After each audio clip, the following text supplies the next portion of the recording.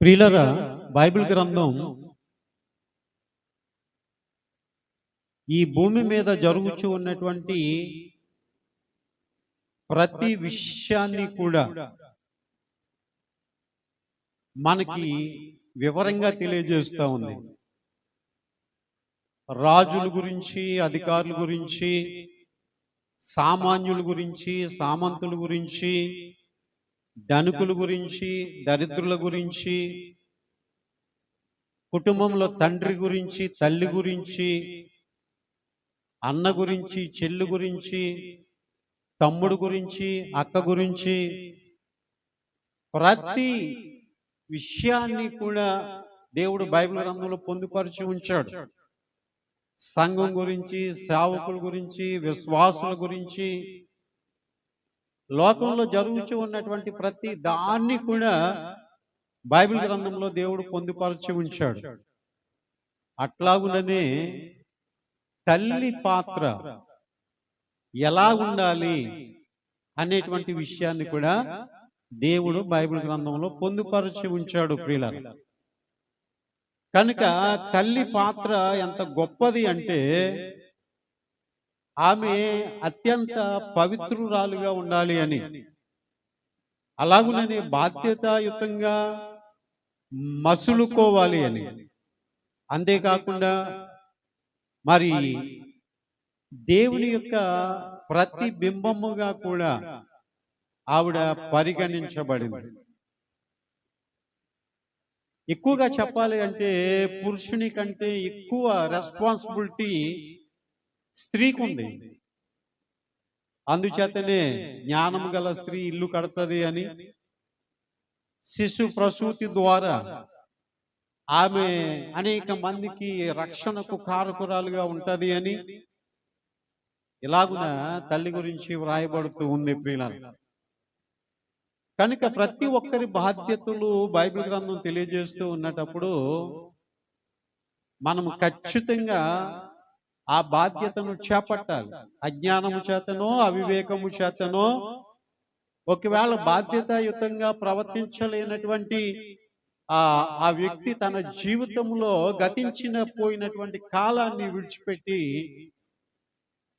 జ్ఞానయుక్తుడైన తర్వాత, జ్ఞానయుక్తురాలు అయిన తర్వాత తప్పనిసరిగా ఆ బాధ్యతలన్నీ కూడా నెరవేర్చవలసి ఉంటుంటది. ప్రియులారా, హల్లెలూయా.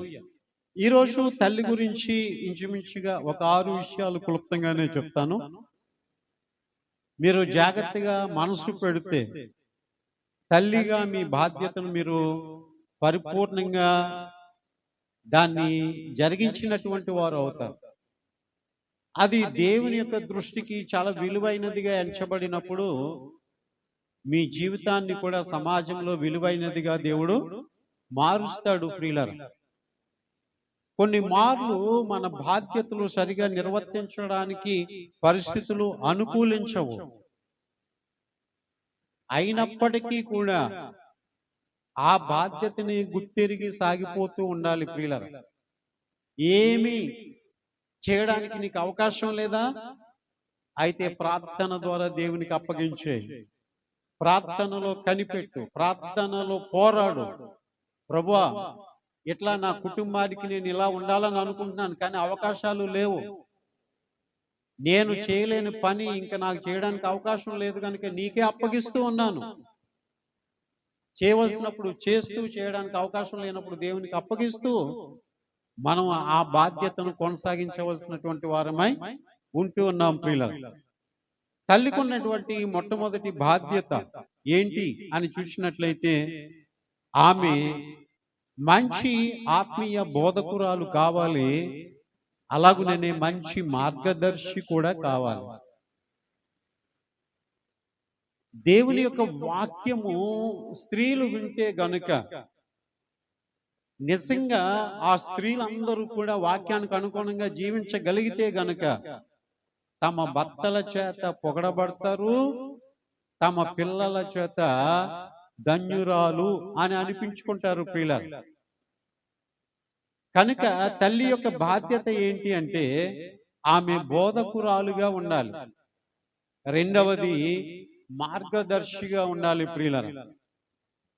కాబట్టి తల్లి తన పిల్లలకు వాక్యాన్ని బోధించి వారిని సన్మార్గంలో నడిపించేటువంటి బాధ్యత చేపట్టాలి. మరి వేటిని చూపిస్తే, వేటిని అనుసరింప చేస్తే పిల్లలు బోధించబడతారు అంటే ఈ లోకంలో ఉన్నదంతా కూడా చెడే చెడే చెడే. కానీ దేవుని యొక్క వాక్యము ఒక్కటి మాత్రమే ఒక మంచి బోధగా నిలుస్తుంది. ఒక మంచి బోధను అందించడానికి దేవుని యొక్క వాక్యం ఉపయోగపడతా ఉంది ప్రియులను.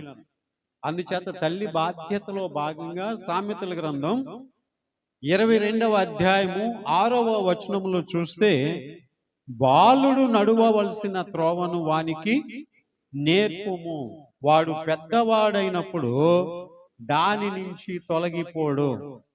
ఈ రోజుల్లో చూస్తే ప్రియులరా, పిల్లల యొక్క మాట తల్లిదండ్రులు వినవలసి వస్తూ ఉంది.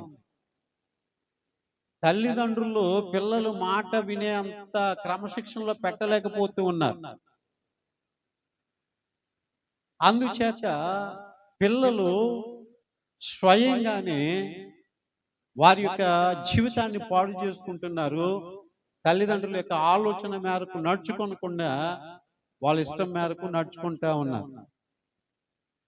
బాలుడు నడువవలసిన త్రోవను వానికి నేర్పించు. నేర్పించే వారిని ఏమంటారండి? టీచర్ అంటారు. టీచర్ అంటే తెలుగులో ఏంటి? బోధించే వ్యక్తి, లేకపోతే ఉపాధ్యాయురాలు. నీ పిల్లలను ఈ సాంఘికమైనటువంటి విద్య నేర్పించడానికి స్కూల్కి పంపిస్తున్నావు. సమాజంలో గౌరవ మర్యాదలతో, దేవుని యందు భయభక్తులతో నీ పిల్లలు ఉండడానికి దైవికమైనటువంటి బోధ, దైవికమైనటువంటి నేర్పు వాళ్ళకి ఎంతో అవసరమై ఉంది. కనుక మనం ఏం చెప్పాలి? బైబిల్ చదువుకో, ప్రార్థన చేసుకో, ఈ మాట మాట్లాడు, ఈ మాట మాట్లాడకూడదు, ఏమండి ఈ స్నేహితులతో వెళ్ళాలి, ఈ స్నేహితులతోటి వెళ్ళకూడదు అనేటువంటి విషయాలు మనం వారికి బోధించవలసి ఉంది ప్రియులారా. కాబట్టి తల్లి యొక్క బాధ్యత ఏంటి అంటే, బాలుడు నడవవలసినటువంటి త్రోవను వానికి నేర్పించాలి. అలాగే బాలికకు కూడా నేర్పించాలి. కొంతమంది నీతికి బదులుగా అవినీతిని నేర్పిస్తూ ఉంటుంటారు. తన వారైతే ఒకలాగా ఆ పిల్లల్ని గౌరవించమని అంటారు, తన వారు కాకపోతే మరొక విధానంలో వాళ్ళని నడిపిస్తూ ఉంటుంటారు. లోకంలో మనం చూస్తూ ఉంటుంటాం కదా, మన వారైతే ఎంత రెస్పెక్ట్. పిన్ని వచ్చిందిరా, పెద్ద మమ్మీ వచ్చిందిరా, మావి వచ్చాడురా, నీళ్ళు తాగుతారేమో అడగండి, లేకపోతే ఏం కావాలో అడగండి అంటారు. అదే మన వాళ్ళు కాదనుకోండి, అదేమి అడగొద్దు నువ్వు అని చెప్తా ఉంటాం. రేపు పొద్దున్న ఈరోజు ఏదైతే నేర్పించావో అదే నీ మీద ప్రభావం చూపిస్తుంది. సేమ్ ట్రీట్ నేను చేస్తూ ఉంటుంటా. కనుక ఎవరి పట్ల అయినా ఒకలాగే నడుచుకోమని మనం బోధించాలి ప్రియుల. అంతేకాకుండా దైవికమైనటువంటి విధానంలో వారిని నడిపించాలి. బైబిల్ గ్రంథంలో మనం ఉదాహరణగా చూస్తే, యవనస్తుడైనటువంటి తిమోతి అపోస్తుడైనటువంటి పౌలుకి మంచి పరిచారకుడు కాగలిగాడు. ఆ ఆలోచన, ఆ దృక్పథం ఎప్పుడు వచ్చింది, ఎలా వచ్చింది అని మనం చూస్తే, తల్లి బోధట, అలాగే అమ్మమ్మ బోధ కూడానట. దేవుని యొక్క వాక్యం తిమోతికి రాసిన 2వ పత్రిక 1వ అధ్యాయము 5వ వచనంలో చూస్తే, తిమోతి చిన్నప్పటి నుంచి కూడా పవిత్రమైనటువంటి గ్రంథ పారాయణం చేయడం అనేటువంటిది తల్లి నేర్పించింది. అలాగునే ఆ తిమోతి యొక్క అవ్వ కూడా నేర్పించింది ప్రియులారా. అందుచేత పెద్దోడైన తర్వాత దేవుని పరిచారకుడయ్యాడు ప్రియులారా. పెద్దోళ్ళయ్యే కొలది లోపడ్డం ఉండదు, పెద్దోళ్ళయ్యే కొలది తిరుగుబాటు అనేటువంటిది కనబడతా ఉంటుంటది ప్రియులారా. కనుక వాళ్ళని దేవుని యొక్క దృష్టిలో వాళ్ళు దేవుని యొక్క దృష్టిలో తిమోతిని ఒక ఉన్నతమైనటువంటి స్థానంలో నిలవబెట్టగలిగారు. దేవుని పరిచారకుడి కంటే ఇంకా గొప్ప సంగతి ఏముంది? అందుచేత యూనికే బోధ, తల్లిగా యూనికే బోధ, అలాగునే అవ్వ యొక్క బోధ తిమోతిని గొప్ప ప్రయోజకుడిని చేస్తుంది. ప్రియులారా, ఎదిగొచ్చేసాం, మా తల్లిదండ్రుల మాట వినవలసిన అవసరం మాకు లేదు, మాకు అన్నీ తెలుసు, మా తల్లిదండ్రుల కంటే మేము ఎక్కువ చదువుకున్నాం, వాళ్ళు మాకు చెప్పడానికి సరిపోరు, మా అంతటా మేముగా నిర్ణయాలు తీసుకోగలం అనుకుని ఏమండి కష్టాల పాలైనటువంటి వాళ్ళు చాలా మందిని చూసాం. శాపానికి గురి అయినటువంటి పరిస్థితులు ఎన్నో చూసాం. కనుక తల్లిదండ్రులు ఎలాంటి వారంటే వారు చెడ్డవారై ఉండి తమ పిల్లలకు మంచి ఈవులను ఇవ్వాలని ఆశపడతారు.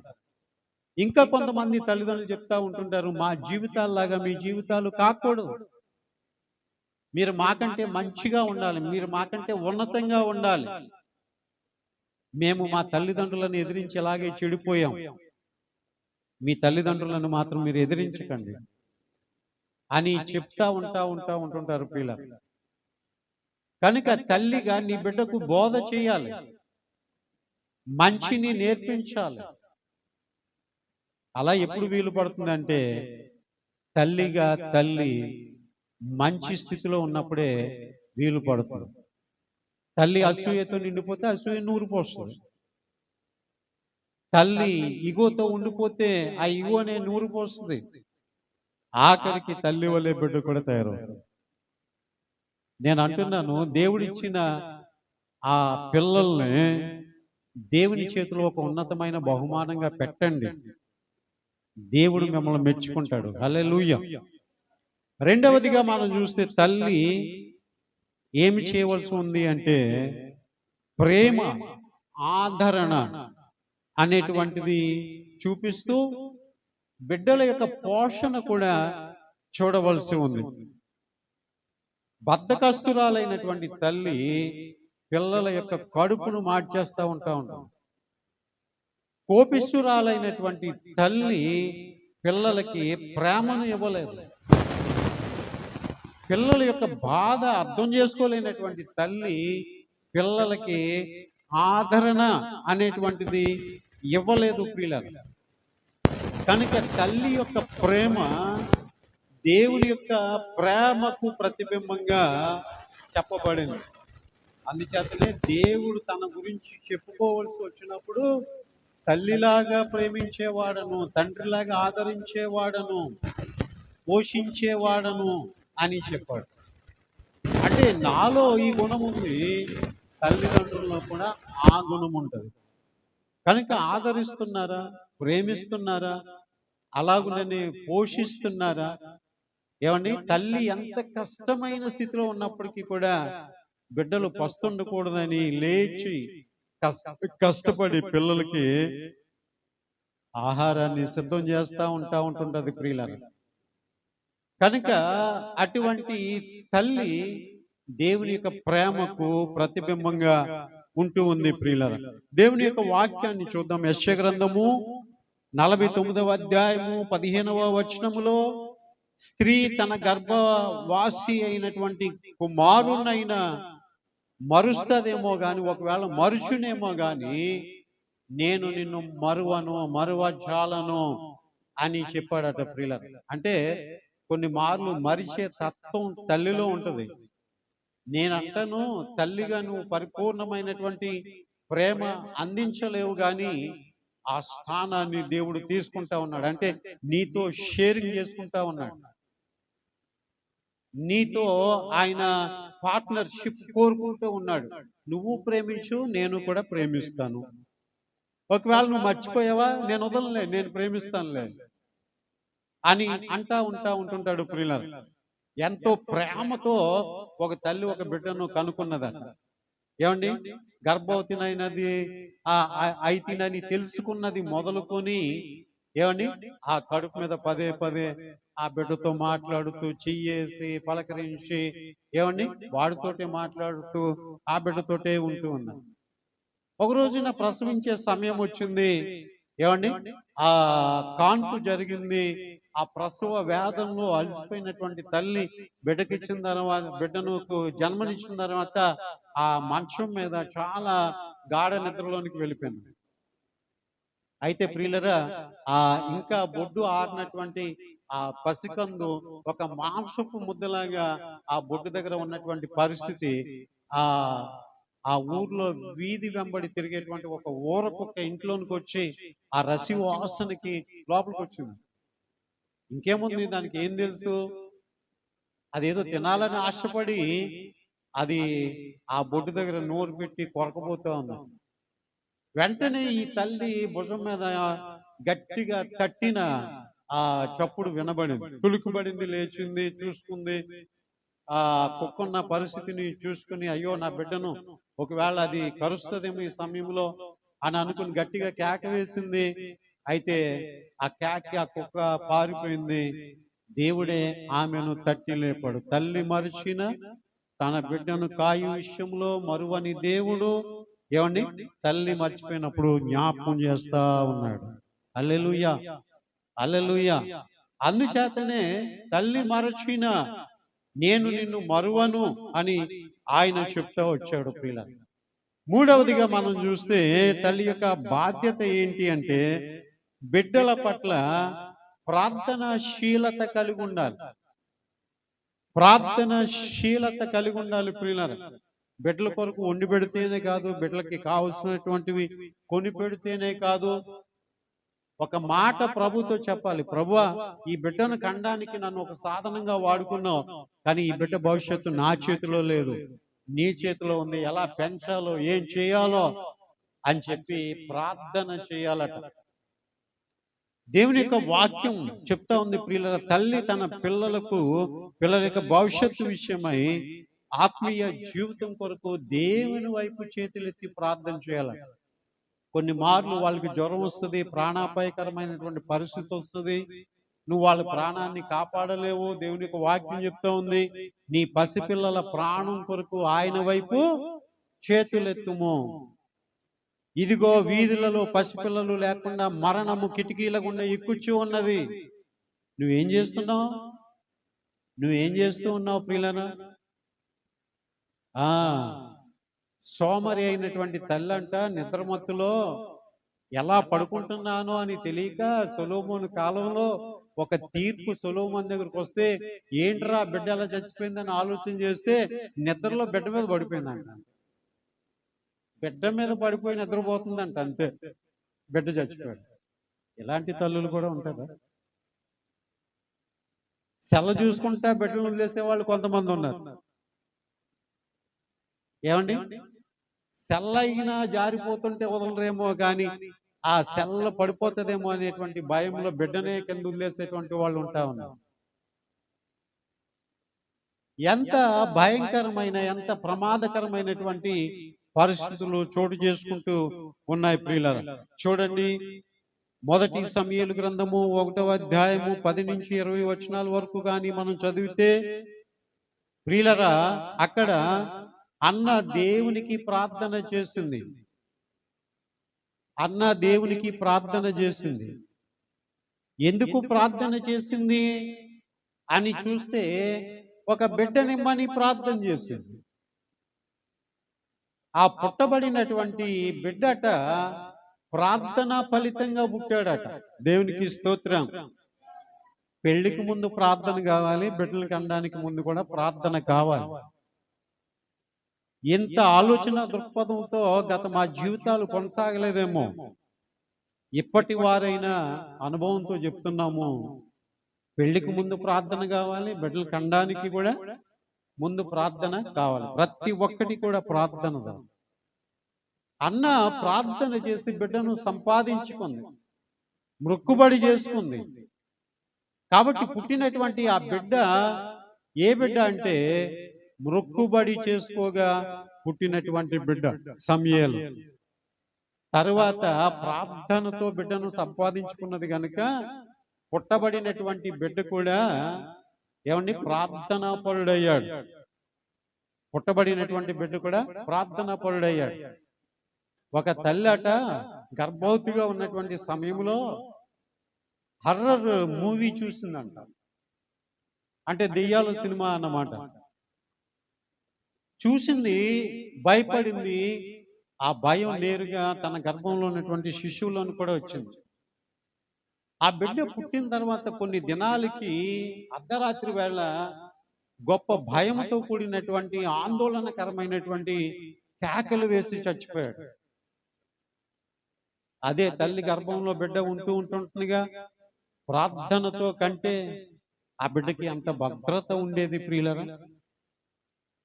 కనుక చంటి పిల్లలు ఉన్నారని కూడా ఆలోచన చేయకుండా కొంతమంది తల్లులు తండ్రులు లోకానుసారమైనటువంటి వేషాలు వేసి ఇంటికి వస్తా ఉంటుంటే ఆ దెయ్యాలు బిడ్డల మీద పడతా ఉన్నాయి.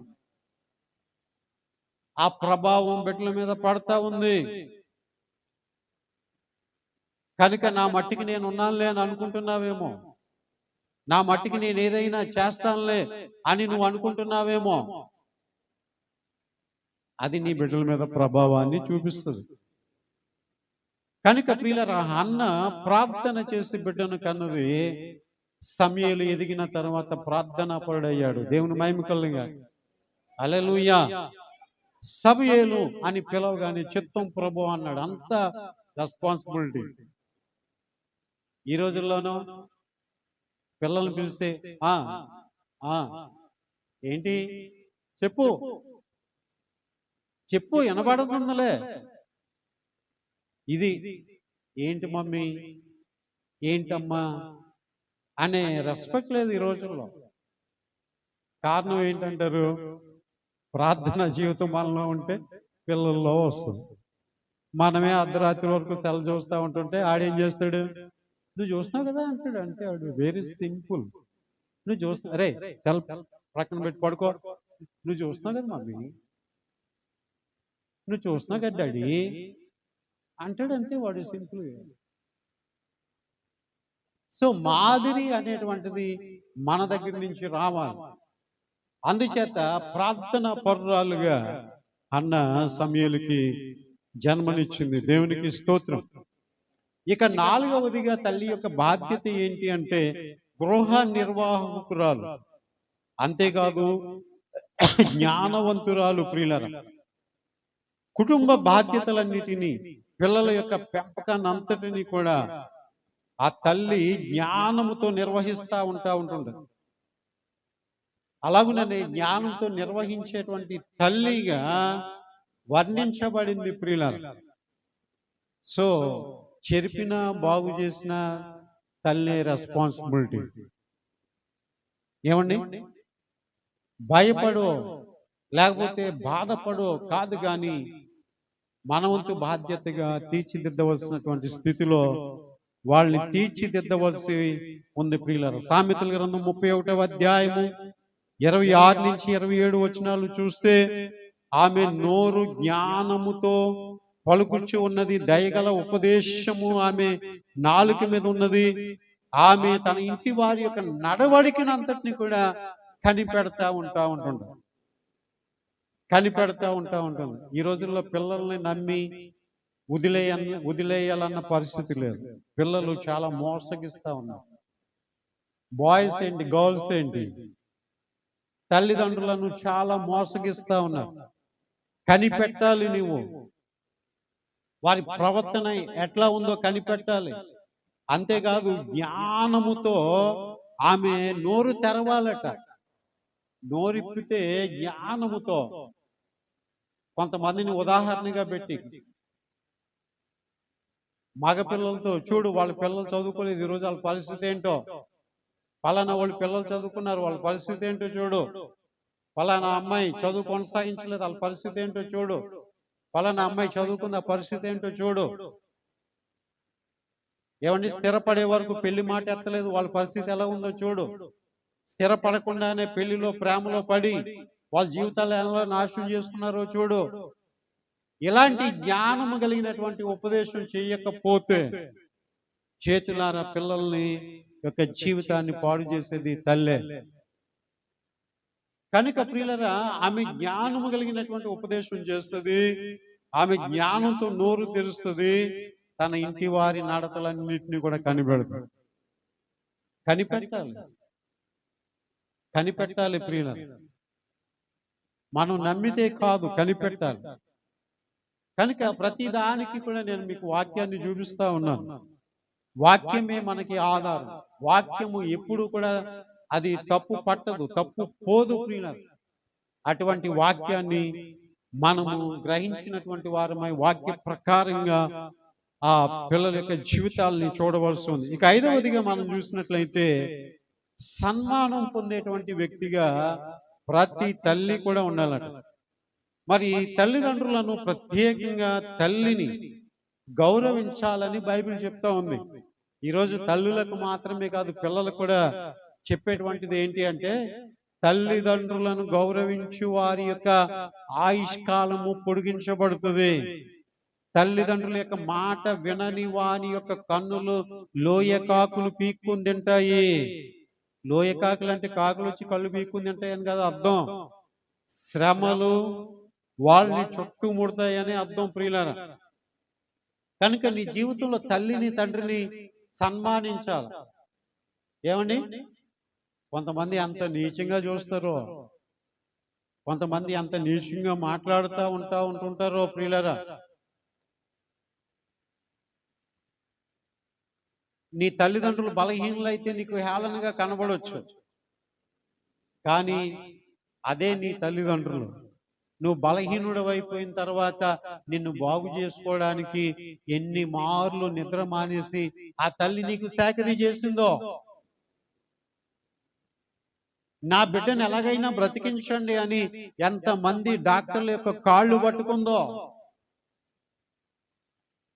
ఆఖరికి నా సొమ్మంతా ఖర్చు అయిపోయిన పర్లేదు, నా బిడ్డ బ్రతికితే చాలని ఎంత అనుకుందో. అటువంటి తల్లిని నీకేం తెలియదు, నీకేం తెలుసు, నువ్వు ఉండాలగా అంటున్నారు ఈ రోజుల్లో. జాగ్రత్త సుమ. వాక్యాన్ని గ్రహించి తెలుసుకున్నవాడు బ్రతికి బట్టగడుతాడు. లేదంటే గనుక యేసుప్రభు వారు అలాగే సమూయేలు ఎదుగుతూ ఉన్నప్పుడు దేవుని దయందును మనుషుల దయ ఎప్పుడో పక్కన పెట్టి, కానీ అసలు నీ తల్లిదండ్రులు నేను దీవిస్తున్నారా, నా బిడ్డను దీవించిన ఆయన అని అనగలుగుతున్నా. ఇలాంటి వాడిని ఎందుకన్నాను బాబు అని అనుకుంటున్నారు. ఏమని అనుకుంటున్నారు అసలు? ఒకసారి ఆలోచన చేయండి ప్రియులారా. దేవుని యొక్క వాక్యం చూద్దాం. చూడండి, ద్వితీయోపదేశకాండము 5వ అధ్యాయము 16వ వచనంలో, నీ దేవుడైన యెహోవా నీకు ఆజ్ఞాపించినట్లు నీ తండ్రిని తల్లిని సన్మానించు. తల్లిని తండ్రిని సన్మానించు. అబ్షాలోము అనేటువంటి వాడు దావీదు యొక్క కుమారుడు. దావీదు బ్రతుకుంటుండగానే దావీదు దగ్గర రాజ్యం సంపాదించుకోవాలని దావీదుకు ఎదురు తిరిగి వెళ్ళాడు. ఏం జరిగిందో తెలుసా? ఈ యొక్క అబ్షాలోముకి చిన్ననాటి నుంచి కూడా క్షౌరం చేయబడలేదట. ఆడపిల్ల తలలాగా తన తల చాలా పొడువుగా ఉంటుందట. ఒకరోజు కంచరగాడిద మీద వెళ్తున్నాడట. ఆ ఎడారిలో చాలా విపరీతమైనటువంటి గాలి ఎదురుగా వస్తున్నందుచేత ఆ తల తన తలకు పైగా ఎగురుతా ఉందట. ఈ ఎగురుతూ ఉన్నటువంటి తల ఆ యొక్క కంచరగాడిద నుంచి వెళ్తూ ఉన్నప్పుడు ఒకానొక సమయంలో ఆ కంచరగాడిద ఒక ముండ్ల చెట్టు కింద నుంచి వెళ్తా ఉందట. గుర్రానికి, ఆ గాడిదకి అయితే ఏం ఇబ్బంది లేదు, కానీ దాని మీద కూర్చున్న వాడికి మాత్రం తప్పనిసరిగా తొప్పలు తగులుతాయి. అయితే ఈ తలట ఆ చెట్ల కొమ్మలకిల్లో చిక్కడిపోయి ఉరి తీయబడినటువంటి వాళ్ళగా వేలాడదీయబడి చచ్చిపోయాడట. ఎందుకు చచ్చిపోయాడు? దేవుడు ఎందుకు అతను చంపేశాడు? తండ్రికి ఎదురెళ్తున్నాడు కాబట్టి. ఈ రోజుల్లో కూడా ప్రస్తుత సమాజంలో ఈ తరము వారు ఎవరైనా వారి బాల్యములో తల్లిదండ్రులను ధిక్కరించినటువంటి వారైతే ఆ శాప ఫలితాన్ని అనుభవిస్తున్నారు అనడానికి ఉదాహరణగా చాలా మంది ఉన్నారు. మీ పిల్లల్లో అలాంటిది రానియొద్దు. ఇప్పుడున్నటువంటి పిల్లలు అలాంటి పరిస్థితిని తెచ్చిపెట్టుకోవద్దని సేవకునిగా నేను మనవి చేస్తా ఉన్నాను. So respect your mother, respect your daddy, father. దేవుని యొక్క వాక్యం చెప్తుంది, సన్మానించువాడు ఎలాగుంటాడట, దీర్ఘాయుష్యమంతుడు అవుతాడని దేవుని యొక్క వాక్యం సెలవిస్తూ ఉంది ప్రియులారా. కనుక బైబిల్ గ్రంథంలో ఇలాంటి ఆజ్ఞలు లేకపోతే ఇలాంటి మాదిరికరమైనటువంటి విషయాలు తల్లుల కొరకు రాయబడుతూ ఉన్నాయి ప్రియులారా. కాబట్టి ఈ బైబిల్ గ్రంథంలో అద్భుతమైనటువంటి తల్లులు ఉన్నారు. ఈ సృష్టి సృజించబడిన తరువాత తల్లి అనేటువంటి పేరు ఎవరికి వచ్చిందంటే అవ్వమ్మకు వచ్చింది. అవ్వమ్మ గురించి ఆదికాండము 3వ అధ్యాయం 20వ వచనంలో తెలియచేయబడుతుంది. జీవము గల ప్రతి దానికి కూడా ఆమె తల్లి, ప్రతి వానికి కూడా తల్లి. ఆ తల్లి నుంచే అందరూ పుట్టారు కనుక ఆ తల్లికి అంత గొప్ప ధాన్యత వచ్చింది.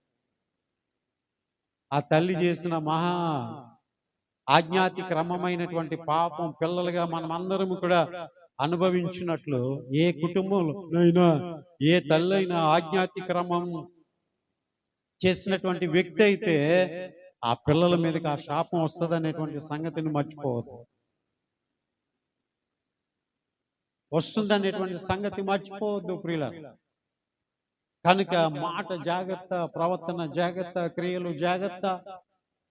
అది నీ మీదకి నీ ఇంటి మీదకి వస్తుంది అనేటువంటి విషయాన్ని మర్చిపోవద్దు. అవసరమైతే కడుపు మార్చుకుని ఉపవాసం ఉండి దేవుని దగ్గర కన్నీరు గార్చి పశ్చాత్తాపపడి శాపాన్ని అంతటినీ కూడా తీసివేయమని ప్రభువును బ్రతిమలాడుకోండి. దేవుడు మీ కుటుంబాలని నూతన పరుస్తారు. శాపానికి బదులుగా ఆయన ఆశీర్వాదాన్ని ఉంచుతాడు ప్రియులారా. ఇక మనం చూసినట్లయితే మరియా యేసుక్రీస్తుకు జన్మనిచ్చినటువంటి ధన్యురాలయ్యింది. నేను అంటాను, యేసుక్రీస్తు యొక్క తల్లి ఆ తర్వాత శారీరకంగా కూడా తన భర్త అయినటువంటి యేసేపు ద్వారా ఒక 5గురు సహోదరులను ఇంచుమించుగా ఆమె కన్నదని నా యొక్క అన్వేషణ. అయితే యేసు ప్రభుని కనడానికి, యేసు ప్రభు తల్లి అని అనిపించుకోవడానికి ఆమెలో ఉన్నటువంటి ఉత్తమమైనటువంటి క్వాలిటీ ఏంటి అంటే ఆమె పరిశుద్ధంగా పవిత్రంగా జీవించినటువంటి వ్యక్తి. ఆమెను ఏ పురుషుడును కూడా లేదు, ఏ పురుషుణ్ణి కూడా ఆమె ఎరుగనంత పవిత్రురాలు అయినందు చేత ఆమె యేసు ప్రభుకి తల్లి కాగలిగింది. మరి ఈ దినాలలో ఉండేటువంటి యవనస్తులు కూడా అలాంటి పరిశుద్ధత, పవిత్రత కలిగితే పరిశుద్ధుడైన యేసు మరియ గర్భమందు ఉద్భవించినట్లు నీ కడుపులో నుంచి కూడా దేవుని ఆత్మ కలిగినటువంటి బిడ్డలు పుడతారు. హల్లెలూయా, హల్లెలూయా. ఇదేదో నేను ఏదో నేర్చుకున్న విషయాలను బట్టి లేకపోతే నాకున్న వాక్య జ్ఞానం చేత చెప్తున్నటువంటి విషయాలు కాదండి. నేను పలుకుతున్న ప్రతి మాట కూడా నన్ను చాలా దూరం ఆలోచింపజేస్తూనే ఉంది. అట్ ది సేమ్ టైం వాక్యం కూడా చెప్తా ఉంది. అనుభవాల్లోనికి తీసుకుని వెళ్తుంది. అనేక మందిని ఉదాహరణగా నా కళ్ళ ముందు ఉంచుతుంది. ఈ రోజున వాక్యం మనందరినీ కూడా హెచ్చరిస్తూ ఉంది.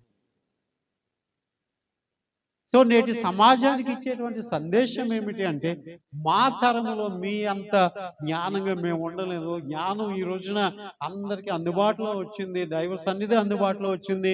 దేవుని యొక్క వాక్యం అందుబాటులో వచ్చింది. సందేశాలు అందుబాటులో వచ్చాయి. ఇది విన్న తర్వాత కూడా మా జీవితాల్లో ఎంత విఫలంగా చెప్పినటువంటి వారు లేరు. ఎంత విఫలంగా అర్థం చేసుకునేటువంటి జ్ఞానం కూడా మాకు లేదు. కానీ ఇప్పుడు తరానికి ఉంది. కనుక ఆలోచించండి ప్రియులారా. ఇక మరొక తల్లిని మనం చూస్తే హన్నా, ప్రార్థనా పరురాలైనటువంటి తల్లి. ఇక యాకోబేదును మనం చూస్తే మోషేని విశ్వాసంతో కాపాడినటువంటి తల్లి. దేవునికి స్తోత్రం. ఆ రోజు హేరోదు 2 సంవత్సరముల లోపు ప్రాయం కలిగినటువంటి వారిని అందరినీ కూడా చంపేస్తా ఉంటుంటే విశ్వాసముతో మోషేను కన్న తర్వాత యాకోబేదు 3 నెలలు వాణ్ణి జాగ్రత్తగా పెంచిందట. ఆమె విశ్వాసము చేత పెంచింది కనుక ఆమె యొక్క విశ్వాసం, మోషే పెద్దవాడు అవడానికి, 40 సంవత్సరాలు ఐగుప్తులో ఉండడానికి, 40 సంవత్సరాలు గొర్రెలను కాయడానికి, 40 సంవత్సరాలు ఇశ్రాయేలు ప్రజలు నడిపించడానికి నాయకుడు కాగలిగాడు. ఎందుకో తెలుసా? తల్లి యొక్క విశ్వాసము. నువ్వు బలంగా విశ్వాసంతో ప్రార్థన చేసి చూడు, నీ బిడ్డల యొక్క జీవితాలను ఖచ్చితంగా దేవుడు కడతాడు. హల్లెలూయా. మంచిని కోరుకుంటూ, ప్రభు నా బిడ్డ విషయంలో ఇలా ఉండాలని ఆశపడుతున్నాను నాయన. అందుకు వ్యతిరేకంగా దుష్టుడు ఎన్ని ఆలోచనలు చేసినా వాటిని తప్పించు ప్రభు. ప్రార్థన చేయలేదు అనేటువంటి నేరం మన మీద వేసుకోకుండా ప్రార్థన చేస్తే తదుపరి కార్యాన్ని చేసేవాడు ఆయనే. దేవునికి స్తోత్రం. నీ అంతటా నీవుగా ఏ బిడ్డ యొక్క జీవితాన్ని కూడా మార్చలేవు. నీ అంతటా నీవుగా ఏ వ్యక్తి యొక్క జీవితాన్ని కూడా సరిచేయలేవు. సరి చేయగలిగినటువంటి ఆ యొక్క దేవుని చేతిలో పెడితే ఆయన సరి చేస్తాడు. వంకర టెంకరగా ఉన్నటువంటి ఇనుప ముక్కను కంసాలి వాడి చేతికిస్తే వాడు కాల్చి సుత్తితో కొట్టి దాన్ని సరి అయిన పాత్రగా చేసి ఉపయోగపడేటువంటి పనిముట్టిగా దాన్ని చేస్తాడు. కంసాలి వాని చేతిలోకి వెళ్ళాలి. ప్రభువా నీ చేతుల్లో పెడుతున్నాను నాయన, నేనైతే దాన్ని సరి చేయలేను, నా వల్ల కాదది,